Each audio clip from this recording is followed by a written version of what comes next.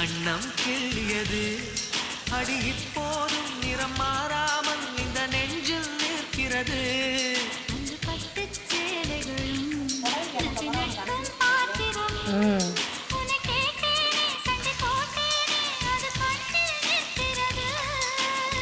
ஜாதி மல்லி பூவே தங்க வெண்ணிலாவே ஆசை தீரது பேசலாம் முதல் நாளிரவு